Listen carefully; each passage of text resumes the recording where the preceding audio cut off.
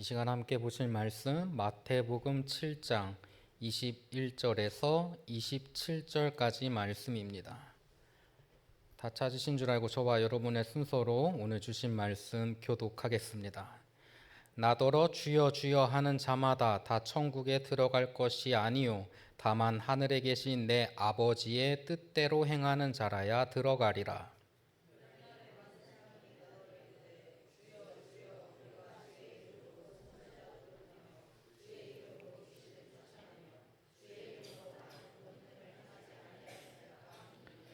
그때에 내가 그들에게 밝히 말하되 내가 너희를 도무지 알지 못하니 불법을 행하는 자들아 내게서 떠나가라 하리라.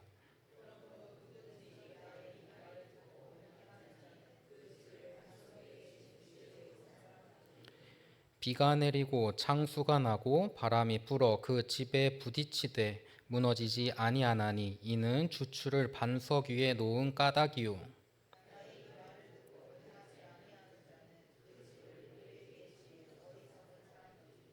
함께 읽습니다.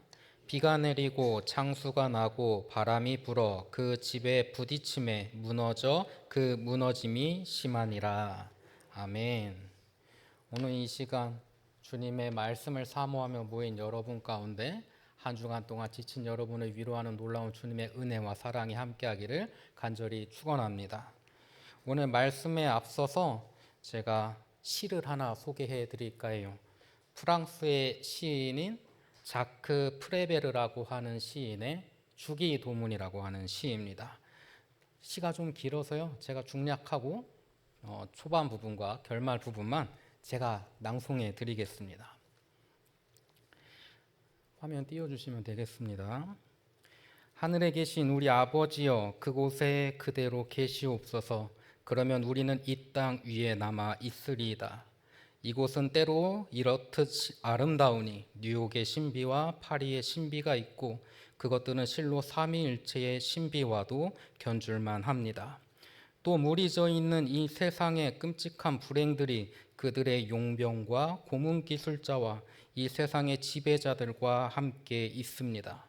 또 지배자들에게는 그들의 사제와 배신자와 그들의 용병이 있고 그들의 시대도 그들의 시절도 아름다운 처녀와 그리고 늙은 머저리들도 대포의 강철 속에서 썩어가는 비참한 지푸라기도 있습니다. 제가 이 시를 처음 접했을 때는 꽤나 큰 충격을 받았습니다.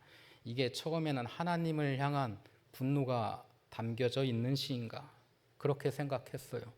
또 하나님께서 침묵하셔서 거기에 대한 실망이 담겨져 있는 시인가도 생각했습니다. 때로는 절망 가운데 터져 나온 한 인간의 울부짖음 같기도 했어요. 그런데 이 시인의 삶을 조금 더 살펴보면서 이 시를 제가 다른 시선을 가지고 바라보게 되었습니다.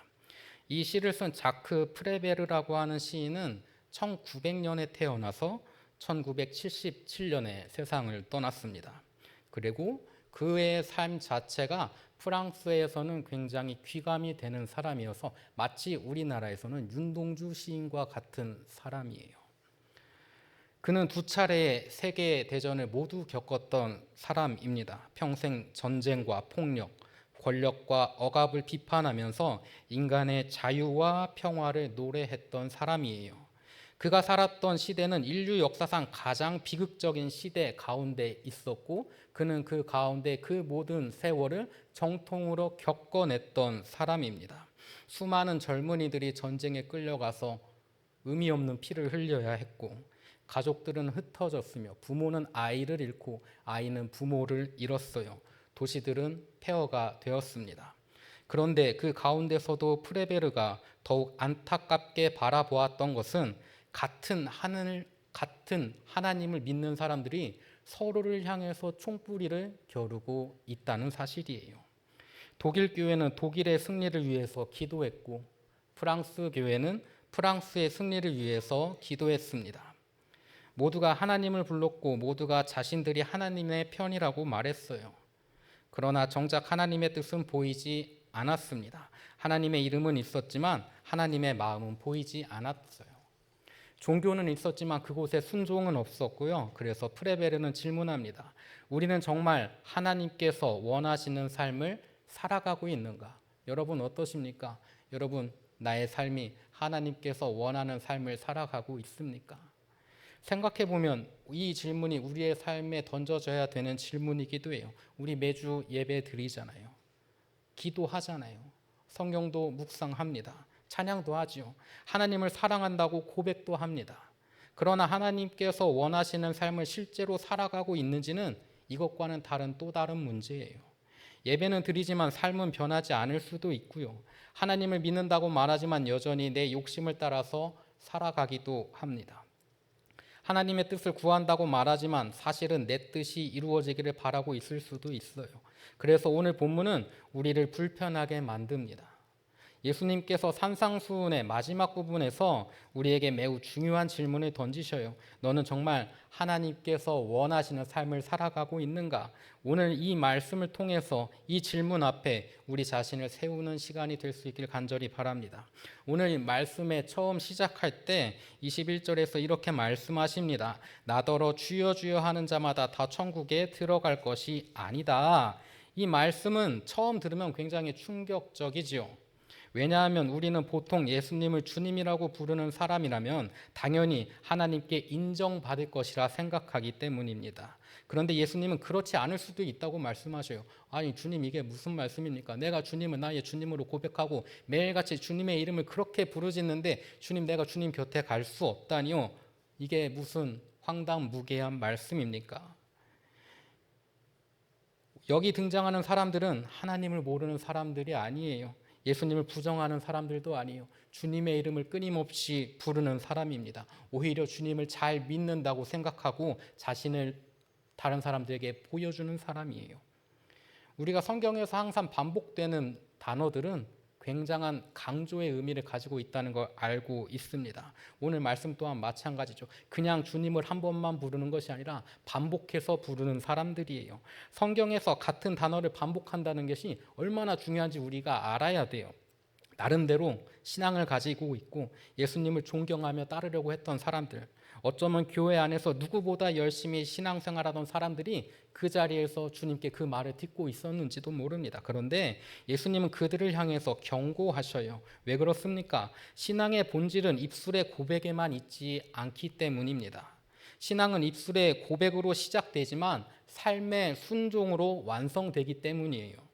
예수님은 주여라고 부르는 것을 문제 삼으시는 것이 아니에요. 오히려 예수님께서는 모든 사람이 자기를 주님이라고 고백하기를 간절히 바라십니다. 문제는 입술의 고백과 삶의 모습이 서로 다를 때지요. 입으로는 주님이라고 부르지만 삶에서는 주님이 무슨 뜻이에요? 내 주인이란 뜻이에요. 하나님이 주인이 되는 것이 아니라 내가 주인이 되는 거예요. 내가 주님이라고 주인님 이렇게 부르면서 내 삶의 주인은 누구였다? 나였다. 그런 사람들이 너무나도 많았다는 거예요. 입으로는 하나님을 사랑한다고 말하지만 실제로는 세상을 더 좋아했고요. 세상의 즐거움을 더 좋아했어요. 그것을 사랑했어요. 예수님 당시 바리새인들이 바로 그런 사람들이었지요. 그들은 누구보다 성실했습니다. 누구보다 종교적이었어요. 금식도 했고요. 기도도 그렇게 열심히 할 수가 없었고요. 봉헌 생활도 그렇게 잘했습니다. 성경도 누구보다 많이 알고 있었어요.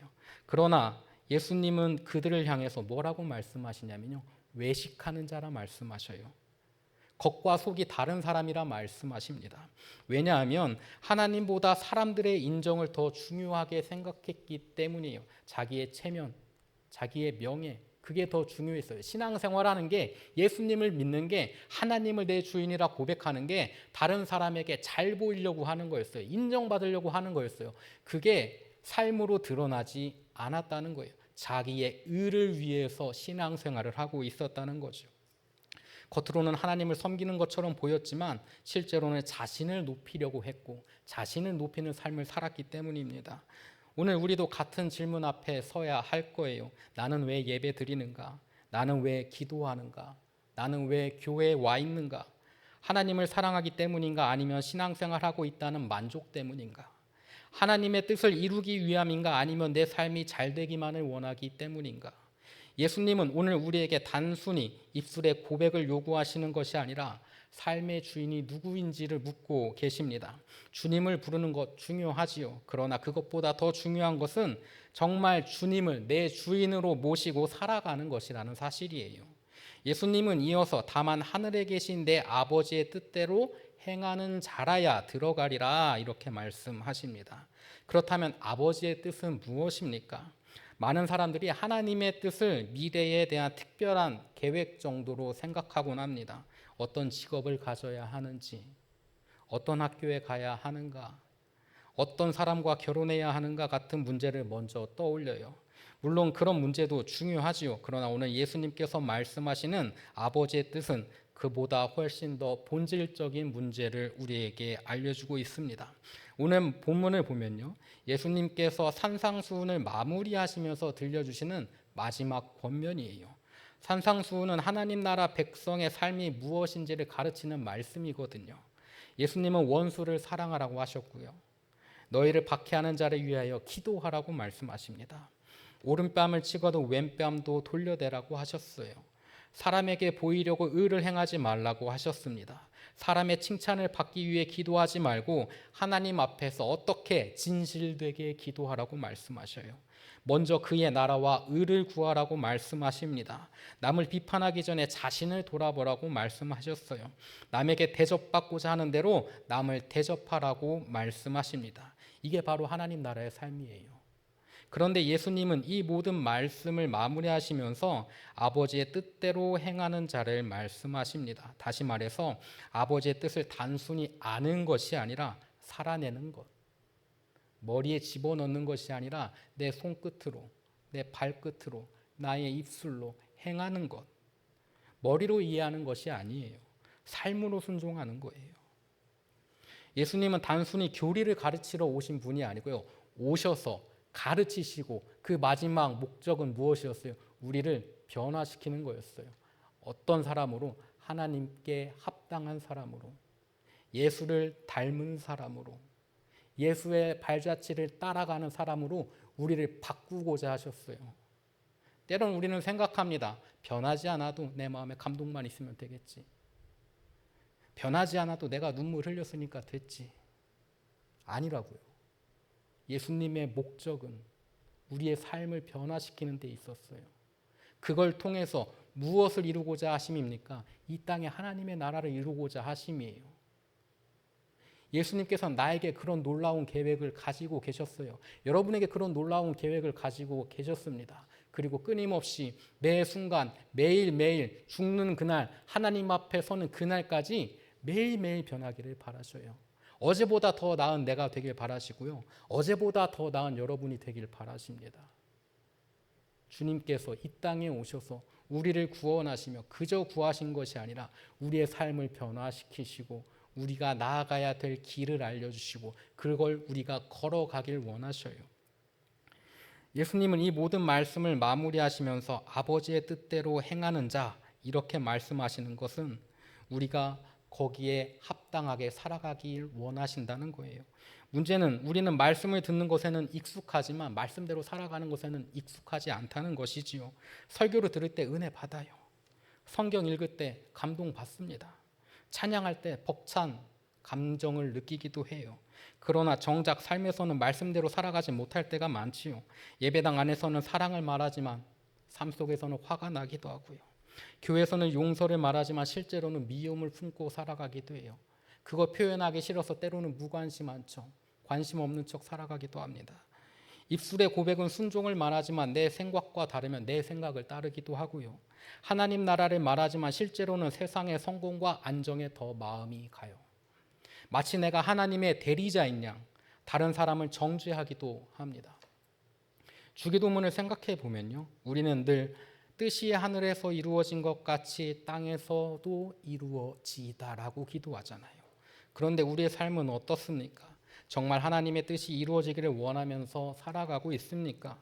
아니면 내 뜻이 이루어지기를 원하면서 살아가고 있습니까? 진정한 신앙은 하나님께 내 계획을 축복해달라고 요청하는 게 아니에요. 내 삶이 하나님의 뜻에 순종하게 해달라고 기도하는 거예요. 제가 예전에 기도할 때 보면요, 하나님, 제가 하나님 계획에 큰 쓰임받는 사람이 되겠습니다. 이런 기도를 했었어요. 친한 선배가 저한테 너 너무 건방져. 너 뭐 돼? 이렇게 이야기해요. 네가 하나님 계획에 동참하고 싶으면 동참하고 동참 안 하고 싶으면 안 하는 거야? 나는 부족합니다. 주님 계획에 저를 사용하여 주옵소서. 이게 맞는 거야. 여러분은 어떠셔요? 때로는요, 내가 내 손바닥 위에다 하나님을 올려놓고 쪼물쪼물 하려고 할 때가 있어요. 내가 생각하는 하나님의 틀을 만들어 놓고요, 이 안에다가 하나님을 넣어놓으려고 할 때가 있어요. 그래서 내가 생각하는 하나님에서 벗어나면요, 이거 내가 생각하는 하나님 아니야, 잘라, 이렇게 쳐내요.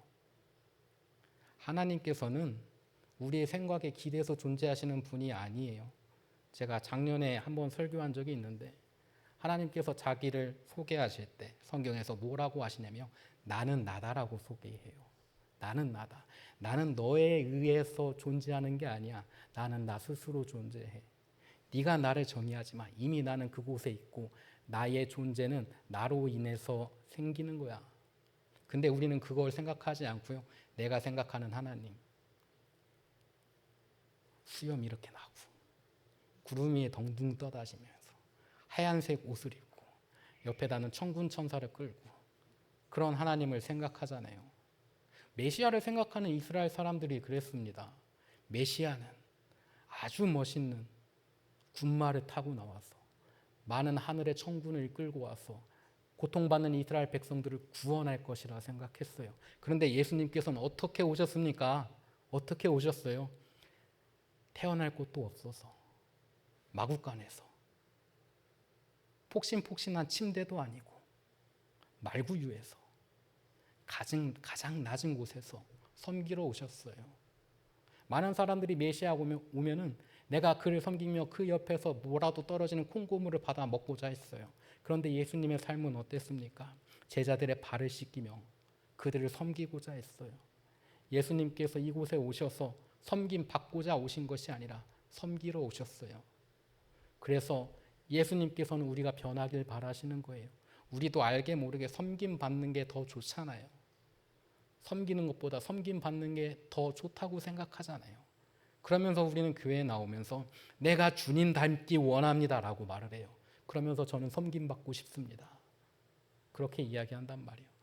주님께서 우리가 변화되길 원하셔요.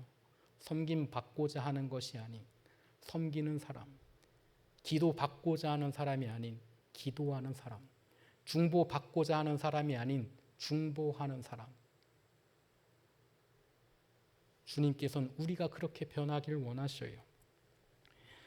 오늘 이 말씀 가운데 보면요, 하나님께서는 우리의 열심보다 순종을 보신다는 걸 깨닫게 됩니다. 많은 사람들이 예수님께 와서 말해요. 주님, 우리는 주의 이름으로 선지자 노릇하며 주의 이름으로 귀신을 쫓아내며 주의 이름으로 많은 권능을 행하고 있습니다 라고 말해요. 오늘 예수님께서 막 주변에 있는 사람들이 예수님께 따져 묻는데요, 그냥 예수님을 믿지 않는 사람들이 아니었어요. 하나님을 믿지 않는 사람들이 아니었어요. 자기 나름대로 선지자적 직분을 가지고 있다고 했고요, 때로는 그 능력 가지고 귀신도 쫓아냈고요, 때로는 성경을 가르치기도 하는 어떤 사람이었어요? 하나님을 믿는 사람이었어요. 오히려 대단한 일을 한 사람이었죠. 예언도 했고요, 귀신도 쫓아내고요, 능력도 행했습니다. 그런데 예수님께서 그들에게 말씀하셔요. 내가 너희를 도무지 알지 못하니 불법을 행하는 자들아 내게서 떠나가라. 왜 이런 말씀을 하십니까? 하나님은 우리의 열심보다 무엇을 보시기 때문이에요? 순종을 보시기 때문이에요. 하나님은 우리의 업적을 보시는 것이 아니라 하나님과의 우리의 관계를 보시기 때문이에요. 하나님은 얼마나 많은 일을 했는가를 그것보다 누구를 위해서 살았는가를 보시기 때문이에요.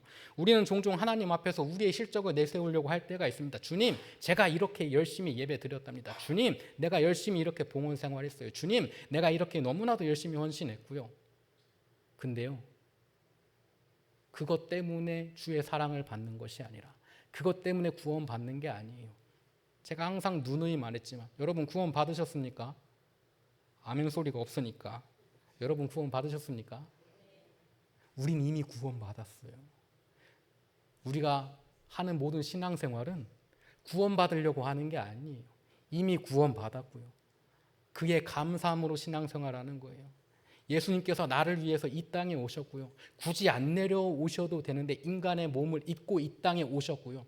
우리를 너무나 사랑하셔서 죽을 수밖에 없는, 죄에 잡혀 살 수밖에 없는 우리를 위해서 십자가에 매달리셨고요. 모진 고통도 당했고요. 우리가 겪어야 했던 그 모든 고통들 주님 모르시는 것이 아니라 다 알고 계셔요. 너희가 겪는 그 아픔과 고통과 슬픔과 외로움 내가 다 겪어봤어. 그 배신감 나도 느껴봤어. 그래서 내가 너희들을 구원하러 온 거야. 그래서 내가 세상 죽음에 무참히 밟히러 온 거야. 그런데 거기서 끝나는 것이 아니라 내가 부활함으로 너희들의 삶의 의미를 만들어 주겠노라.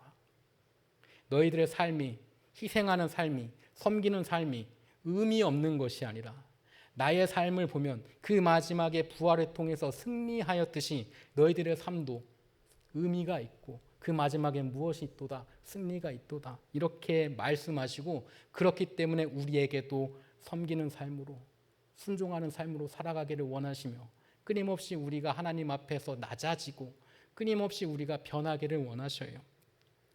이 대목에서 우리는 독일의 한 목사님을 떠올리게 됩니다. 독일의 디트리 본 회퍼라고 하는 목사님이 계셔요. 그는 2차 세계대전 당시에 이미 세계적으로 유명한 신학자였고 젊은 목회자였습니다.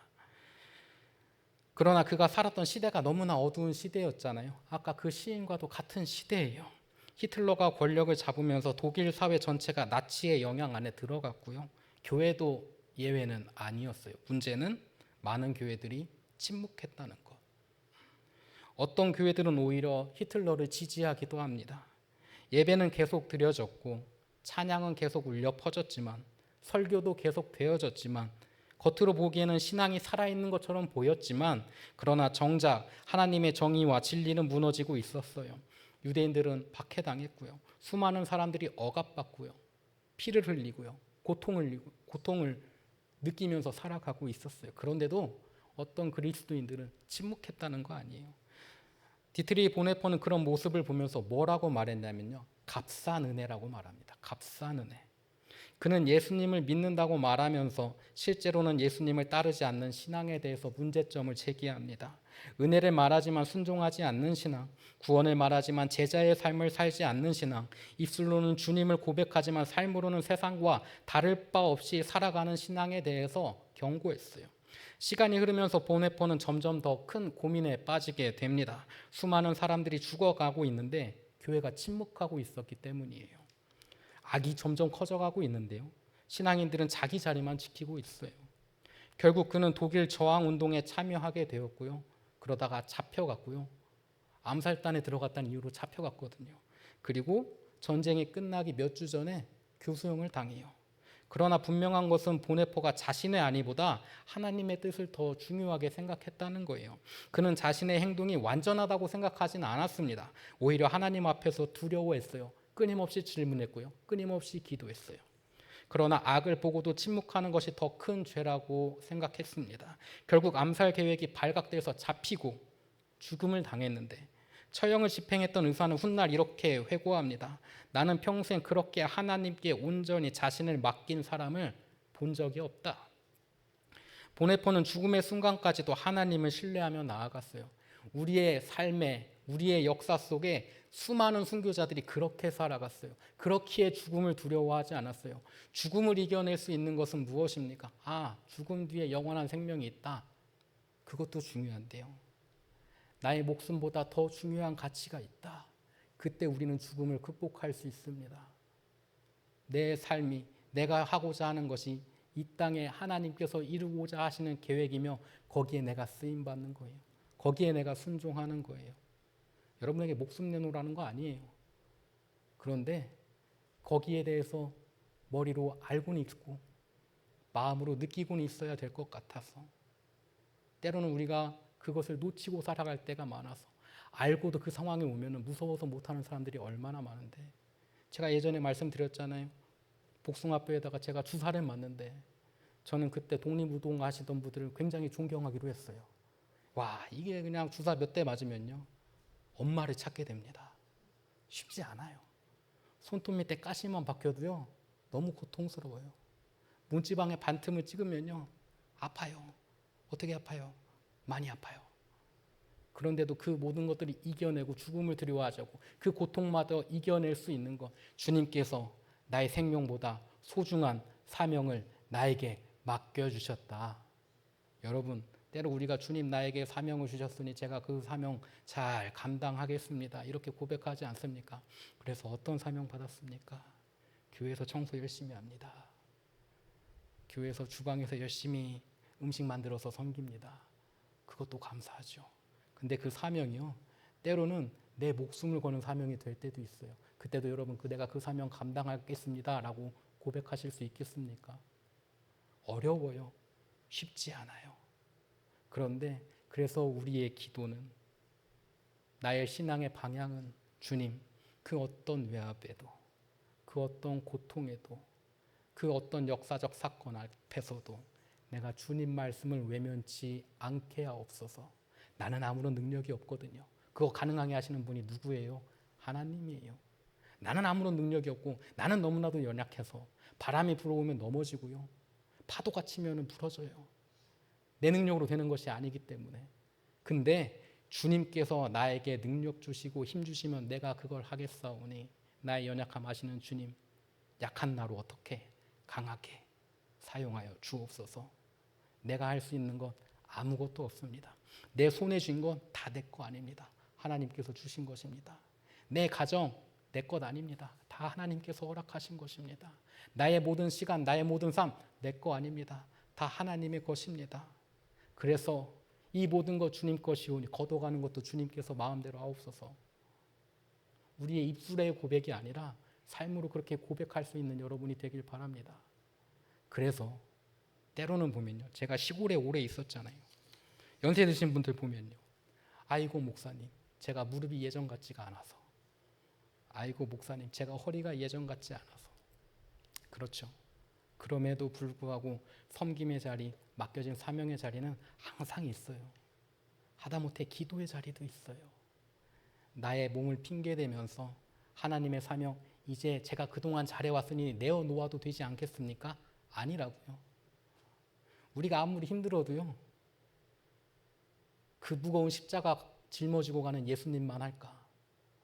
우리가 아무리 힘들어도요, 십자가에 매달리셔서 손발에 못 박히고 옆구리에 창 박히신 예수님만 할까? 우리가 아무리 힘들어도요, 제자에게 배신당하면서 십자가에서 목숨을 내놓으신 예수님만 할까? 우리가 아무리 힘들어도요, 십자가에서 죽음 가운데 포도주 묻든 그 주머니 가지고 달랑달랑 흔들면서 예수님 약 올리는 그 상황 속에 있는 예수님의 비참함만 할까? 여러분, 그래서 우리는 예수님 앞에서 핑계댈 수가 없어요. 우리의 신앙생활은 핑계대는 것이 아니에요. 예수님께서도 핑계대려면 핑계댈 수 있었고 피하려고 하면 피할 수 있었어요. 여러분, 예수님의 삶을 우리가 기억한다면요, 피할 수 없어요.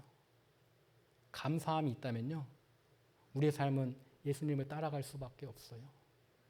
내 손에 쥐고자 하는 그 마음 내려놓을 수밖에 없어요. 이 땅에 하나님이 계획하신 놀라운 하나님의 뜻이 이루어지기 위해서 나의 희생이 필요하다면 하는 거예요. 왜?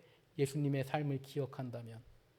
여러분, 예수님의 눈물을 기억하며 그 죽음을 기억하며 희생을 기억하며 십자가 사건을 기억한다 말하면서 그냥 머리로만 영화 보듯이 필름 흘러가듯이 쫙 그것만 하는 것이 아니라, 그게 정말 감사하다면, 그걸 통한 나의 구원의 확신이 있다면 행동하지 않을 수 없다. 순종하지 않을 수 없다. 여러분, 하나님께서는 우리에게 순종을 바라십니다. 내가 주님께 순종하길 바래요. 오늘 말씀 가운데 보면요, 반석 위에 지은 집이 있잖아요. 재밌는 점은요, 반석 위에 집을 지은 사람도요, 예수님의 말씀을 듣던 사람이에요. 모래 위에 집을 지은 사람도요, 예수님의 말씀을 듣던 사람이에요. 둘 다 예수님의 말씀을 들었어요. 무엇이 달랐는가? 순종했는가? 순종하지 않았는가? 순종한 사람은 아무리 비가 와도, 폭풍이 와도, 파도가 밀려와도 무너지지 않습니다. 순종하지 않은 사람은 그때가 되어서야 그 건물의 기초가 드러나기 마련이에요. 우리가 고난을 보면요, 고난 가운데서 믿음이 드러난다 이렇게 이야기합니다. 때로는 많은 사람들이 이렇게 이야기하죠. 내가 예수님 잘 믿는데, 내가 예수님 믿는 이유는 복받기 위함이었는데 왜 나에게 이런 어려움이 옵니까? 왜 나에게 이런 고난이 옵니까? 이런 이야기 많이 해요. 그런데 고난이 있기 때문에 우리가 주님을 찾는 거예요. 고난이 있기 때문에 우리의 기초가 무엇인지 드러납니다. 폭풍이 없고 파도가 없으면요, 이 집이 모래 위에 지었는지 반석 위에 지었는지 알 수 없어요. 그 고난은요, 나의 가장 밑바탕에 무엇이 있는지를 드러나게 합니다. 여러분의 삶의 가장 밑바탕에 예수 그리스도가 있길 바래요. 그렇게 되면요, 흔들리지 않고요. 그렇게 되면요, 무너지지 않고요. 그렇게 되면요, 세상 눈치 보지 않고요. 무엇만 바라봅니까? 하나님만 의지하면서 나아갈 수 있다는 거죠. 오늘 말씀 가운데 우리의 삶을 돌아볼 수 있길 바랍니다. 여기서 저는 우리 교회의 큰 어르신이자 우리 교단의 큰 목사님이신 장군 김재준 목사님의 삶을 이야기하고자 합니다. 김재준 목사님은 교회 안에만 머물러선 안 된다고 말씀하셨어요. 그는 신앙이 예배당 안에서만 끝나서는 안 된다고 말합니다. 하나님을 사랑한다고 말한다면 세상 속에서도 하나님의 뜻을 드러내야 한다는 거예요. 김재준 목사님이 살았던 시대 역시 혼란의 시대였어요. 독재의 시대였고요. 나라가 어려움을 겪고 있었고 사회는 갈등과 분열 속에 있었습니다.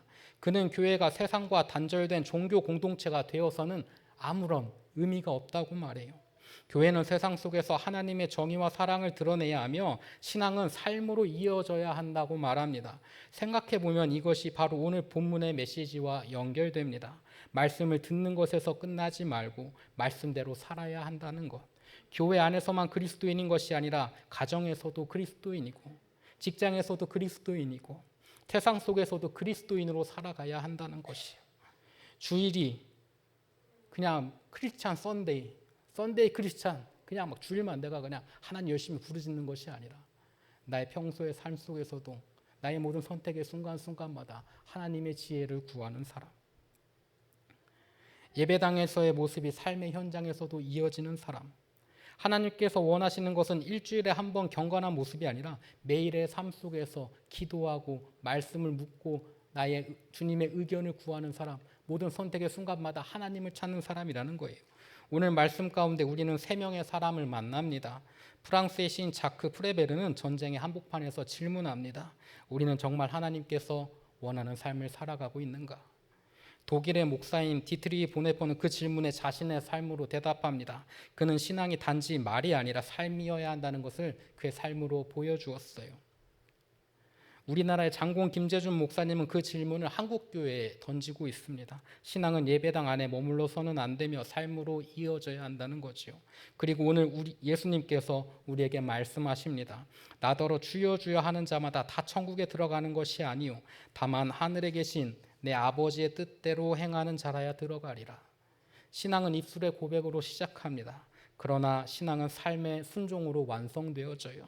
하나님께서는 우리에게 완벽함을 요구하시는 것이 아니에요. 그러나 순종은 요구하십니다. 실패하지 않는 삶을 요구하시는 것이 아닙니다. 그러나 말씀을 붙들고 살아가기를 원하십니다. 오늘 우리 자신을 이 시간 돌아볼 수 있길 바랍니다. 나는 주님을 부르기만 하는 사람인가? 아니면 주님의 뜻을 따라 살아가는 사람인가? 나는 말씀을 듣기만 하는 사람인가? 아니면 말씀을 살아내는 사람인가? 나는 모래 위에 집을 짓고 있는가? 나는 반석 위에 집을 짓고 있는가? 주님을 부르는 사람을 넘어 주님의 뜻을 행하는 사람, 말씀을 듣는 사람을 넘어 말씀을 살아내는 사람, 하나님께서 기뻐하시는 신실한 제자가 되기를 이 시간 우리가 살아가는 그 모든 삶의 고백이 하나님의 뜻이 되기를 간절히 축원합니다. 다 같이 기도하겠습니다. 사랑과 은혜가 많으신 주님 감사합니다. 오늘 말씀을 통해 우리의 신앙을 돌아볼 수 있도록 인도하셨사오니 그 말씀에 순종하며 나아가게 하옵소서. 이 시간 입술로는 주님을 부르면서도 삶으로는 주님의 뜻보다 우리의 뜻을 앞세웠던 우리의 연약한 모든 모습들 고백하길 원합니다. 말씀을 듣고도 행하지 못했던 우리의 연약함 주님 용서하시고 힘주시고 능력 주옵소서. 주님을 아는 것에 머무르지 않게 하시고 주님의 뜻을 따라 살아가는 제자 되길 원하오니 주님 힘주시옵소서. 삶의 모든 자리에서 그리스도의 향기가 드러나게 하시고 반석 위에 집을 세운 사람처럼 말씀 위에 삶을 세워 어떠한 시험과 어려움 속에서도 흔들리지 않는 믿음을 허락하여 주옵소서. 우리 입술의 고백이 삶의 순종으로 이어지게 하시고 주님께서 기뻐하시는 신실한 자녀로 거듭나게 함께하여 주옵소서. 사랑이 많으신 예수님의 이름으로 기도드렸습니다. 아멘.